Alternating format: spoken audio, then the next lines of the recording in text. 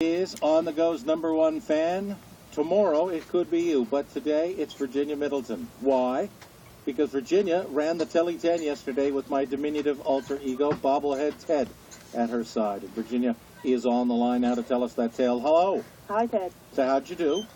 I did much better than I had expected. I feel it was with the help of my little Ted along with me. He gave me a lot of moral support. He's pretty quiet, but not much of a talker, but... Not added weight dragging you down? No, he pretty much bounces along with you when you've got him on a little strap and it's across your back, so not too bad at all. I did under 2 hours, which was pretty good for me. It was my first year, so... Congratulations. Well, thank you. Now, what kind of training did you have to do to get ready for this Tely 10? Well, I'm limping a little today, so probably not enough, but I was using, as they say, there's an app for that, so I was using an app on my phone to have my own little personal coach that would have me run for a certain amount of time, and then I would walk for a certain amount to build up that actual training itself. But then I also looked at the Tely 10's website because they do have training recommendations. And also where I work at Memorial University, they were providing through HR and health and wellness, they did have some trainers that if we wanted to do some runs throughout the week, there was an opportunity for that. I didn't do it a lot, though, because the people who ran, they were much faster than I was, so I was a little winded by the end of it. And what about Bobble-head Ted? How much training did he put in? How many days was he out there doing wind sprints before all this? He didn't do enough, I gotta say.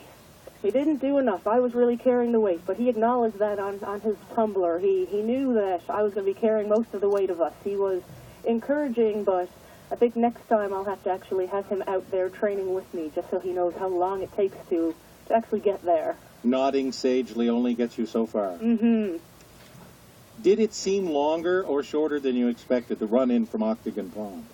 I've got to say, when I think about, 16 kilometers, 10 miles, wow, that's really far.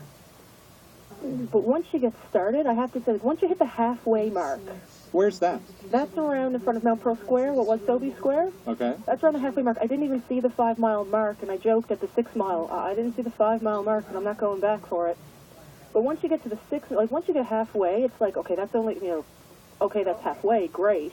But at the 6 mile mark, you're closer to the village, and you're more than halfway. Psychologically, you're certainly more than halfway. Oh, psychologically, it's like, I've gone this far, I can do this. I mean, I will confess, between miles 7 and 8, it's a lot harder. It's around where, the quote, the hill is. Is that coming up Hamilton Avenue? Yes, it's around right there, just a little bit past that, actually. So it's a little harder because, I don't know, at mile 6, it's like, I can do this. There's only 4 left, but at 7, you're like, oh, there's still a couple more left. Oh, God. Is there another water station still? I hope so. I need to throw something on my face. But you made it.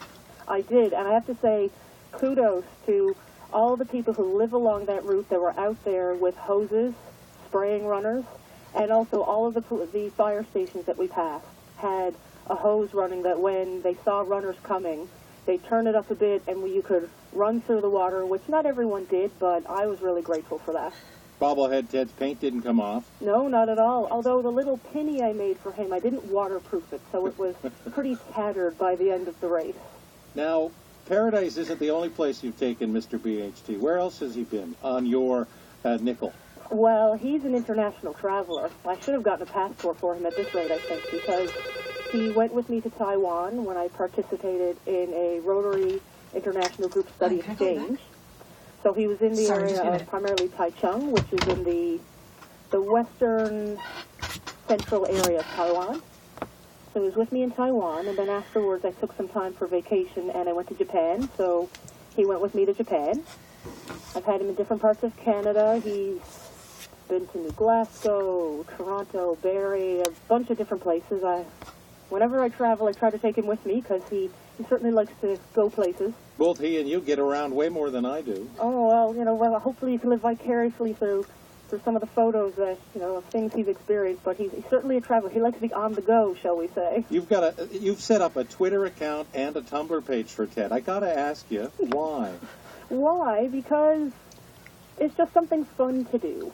Why did someone create Newfie Hulk? Or there's Newfie Seagull on Twitter. If you don't follow that account, it's interesting to say the least. I'll have to look that up. It's interesting. I mean, I love social media. It's something that I do as part of my job, but even before it being part of my job, I had a blog years ago, and always I love just connecting with people locally and nationally, internationally. So I like the fact of having something like Ted. I mean, there's the traveling gnome out there, and there's all sorts of inanimate objects that travel. So when I had the chance to possibly win a Ted, that's why I wrote in last fall and said, hey, this is what I want to do. And I appreciated winning him, so I just feel like it's an opportunity to have some fun, but also highlight great places. So when we go somewhere, I love to be able to take a picture with Ted and, say, hey, I'm here and I'm doing this, and, give it a little different personality side. Well, your enthusiasm is very sweet, Virginia. All I can do is blush and say thank you for all you've done so far, and have fun with the little fella in the future. Oh, you're very welcome. Thank you very much. And if anyone is interested in the Tumblr, I'm certainly happy to give that address. Go ahead. All right, so to follow the adventures of Bobble-head Ted, you just need to go to tedtuesdays.tumblr.com. I've been trying to update on Tuesdays, but it sometimes has been a challenge, but if something happens on a weekend, I'll certainly just post it anyway.